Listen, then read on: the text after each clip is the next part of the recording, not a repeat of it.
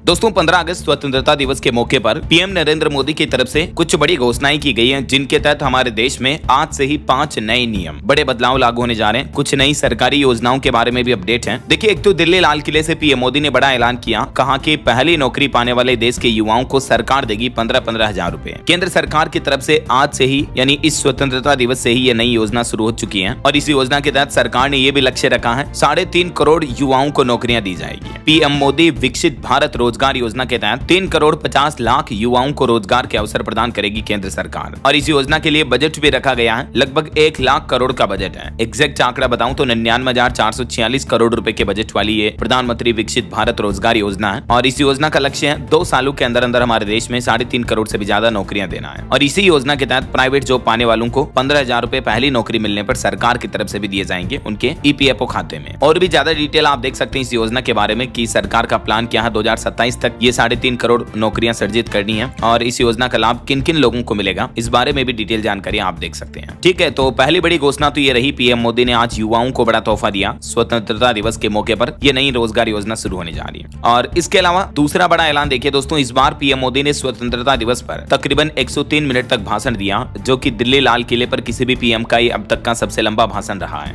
अमेरिकी राष्ट्रपति Donald Trump के टेरिफ का नाम लिए बिना अमेरिका के राष्ट्रपति को भी जवाब दिया और पीएम मोदी ने पाकिस्तान को भी धमकियों पर मुंह तोड़ जवाब दिया। आज दिल्ली लाल किले से पाकिस्तान को भी सीधी ललकार लगाई। इसके बारे में डिटेल अपडेट मैंने आपको दिन में बताया था डीएलएस न्यूज चैनल पर, है ना। पीएम मोदी ने कहा था कि ऑपरेशन सिंदूर में दिखी आत्मनिर्भरता की ताकत, दुश्मन को पता भी नहीं चला कि कौन सा हथियार उन्हें खत्म कर रहा है। अच्छा, अगली बड़ी घोषणा जो रही पीएम मोदी की वो रही जीएसटी को लेकर और आत्मनिर्भर भारत को लेकर पीएम मोदी ने कहा कि दाम कम पर दम ज्यादा होना चाहिए भारत के प्रोडक्ट्स में, ऐसा ये हम सभी का मंत्र होना चाहिए। अमेरिका के टेरिफ वॉर के बीच पीएम मोदी का ये भी बड़ा बयान देखने को मिला। वहीं पीएम मोदी बोले कि महंगाई कम करने के लिए हम जरूरी सामान पर टैक्स घटाएंगे। देशवासियों के लिए ये दिवाली का गिफ्ट होगा। जीएसटी स्लैब को भी 4 से घटाकर 2 स्लैब ही करने का प्रस्ताव तैयार किया जा रहा है और 3.5 करोड़ रोजगार के लिए नई योजना के बारे में तो मैंने आपको डिटेल बता ही दी। पीएम बोले कि हमने 8 साल बाद अब जीएसटी का रिव्यू किया और हम जीएसटी में अब नेक्स्ट जनरेशन जीएसटी रिफॉर्म लेकर आ रहे हैं। साथ ही दिवाली तक टैक्स कम करने वाली जीएसटी रिफॉर्म स्कीम लाने की भी बात आज पीएम मोदी ने कही है। तो कई सारे ऐसे प्रोडक्ट जो 12% जीएसटी स्लैब में आते हैं उन आइटम पर 5% जीएसटी टैक्स ही अब लगाया जा सकता है, क्योंकि अभी आपको पता होगा 5%, 12%, 18 और 28% ये 4 जीएसटी स्लैब के टैक्स कैटेगरीज हैं अलग अलग। तो इनको घटाकर सरकार 2 ही करने का प्लान कर रही है। तो ये टेबल में आप देख सकते हैं किन किन आइटम्स पर जो 12% अभी जीएसटी लगता है, इन पर अगर सरकार जीएसटी घटाकर 5% करती है, ठीक है, तो ये काफी सारी चीजें जो है आपको सस्ती देखने को मिल सकती है। दूसरा आधार सरकार ये प्लान कर रही है टैक्स रेट का सरलीकरण, आम वस्तुओं पर टैक्स कम करना, टैक्स स्लैब को घटाकर 2 करना और कंपनसेशन सेस को भी खत्म करना। तो इसके खत्म होने से सरकार के पास पैसों की गुंजाइश बढ़ गई है। ये कुछ सरकार के पास मतलब बेसिक आधार है जिस वजह से सरकार टैक्स वगैरह स्लैब में ये बदलाव कर सकती है। तीसरा आधार है आम जीवन को आसान बनाने और महंगाई से लोगों को राहत देने के लिए सरकार ये टैक्स में कटौती करने का और जीएसटी में बदलाव करने का प्लान कर रही है। समझ रहे हो, बीते 5 सालों में सरकार का जीएसटी टैक्स कलेक्शन भी लगभग दुगुना हो चुका है। तो पीएम मोदी ने कहा कि इस बार डबल दिवाली गिफ्ट होगा देशवासियों के लिए। जीएसटी में कई बड़े सुधार किए जाएंगे, करों में भी भारी कटौती होगी। सरकार ने 2 स्लैब वाली जीएसटी संरचना लाने का ऐलान किया है, जिससे दैनिक उपयोग की चीजों पर कर का बोझ यानी टैक्स का बोझ आम लोगों के लिए कम करना इस योजना का लक्ष्य है। अगली पीढ़ी के जीएसटी सुधारों की भी तैयारी हो रही है। क्षतिपूर्ति उपकर व्यवस्था भी 31 मार्च 2026 को समाप्त हो जाएगी, तो उससे पहले सरकार ये नया सिस्टम शुरू करने का प्लान कर रही है। जीएसटी में 2 स्लैब का प्रस्ताव रखा जाएगा। जरूरी सामानों पर लगेगा 5 और 18% और लग्जरी उत्पादों पर 40% टैक्स लग सकता है। ऐसा चलिए अगला अपडेट देखिए दोस्तों, आज 15 अगस्त से ही हमारे देश में फास्टैग का एनुअल पास सिस्टम भी शुरू हो चुका है। देश भर में स्वतंत्रता दिवस से ही ये फास्टैग एनुअल पास सिस्टम शुरू हो चुका है। इसके तहत आपको एक बार फास्टैग का पास मिलने के बाद आप 1 साल तक नेशनल हाईवे पर टोल प्लाजा से बिना टोल टैक्स दिए अपने वाहन को गुजार सकेंगे, आराम से जा सकेंगे, या तो 200 यात्राओं तक या 1 साल तक। जो भी पहले कंप्लीट होगा तब तक आपका एनुअल फास्टैग पास जो है वो वैलिड रहेगा। अब डिटेल आप देख सकते हैं कि इस फास्टैग पास को आवेदन करने के लिए कौन कौन से डॉक्यूमेंट लगेंगे, कैसे आप आवेदन कर पाएंगे, जो ये फास्टैग सिस्टम में आपको बदलाव देखने को मिलेगा। ओके,